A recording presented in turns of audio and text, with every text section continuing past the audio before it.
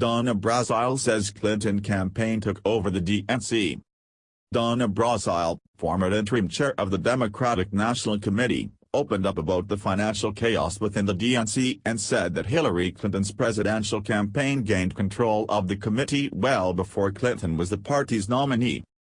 Politico featured an excerpt from Brazile's book Hacks, the inside story of the break-ins and breakdowns that put Donald Trump in the White House, which comes out November 7. In it, Brazile describes finding out that the Clinton campaign was keeping the DNC financially afloat, for which Clinton expected to wield control of its operations. Brazile writes. Brazile says she was in the dark about the committee's financial situation when she took over as interim chair. She writes that Representative Debbie Wasserman Schultz, Democrat Florida, the previous chair, hadn't been very interested in controlling the party.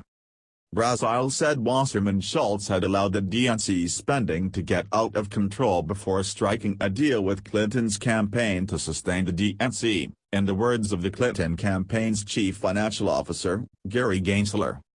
The excerpt concludes with Brazile's phone call to Senator Bernie Sanders, of Vermont, Clinton's Democratic opponent in 2016, during which Brazile tells Sanders that Clinton's campaign had taken power over the DNC's finances long before Clinton defeated him. When I hung up the call to Bernie, I started to cry, not out of guilt, but out of anger, Brazile writes. We would go forward. We had to. Brazile has spoken about her displeasure with the DNC before, saying she knew things were amiss when she stepped in as interim chair. Brazile resigned as a CNN contributor in late October 2016 after WikiLeaks released an email showing that she'd received advance questions before a town hall event and gave them to Clinton's campaign. Brazile later called that move a mistake I will forever regret.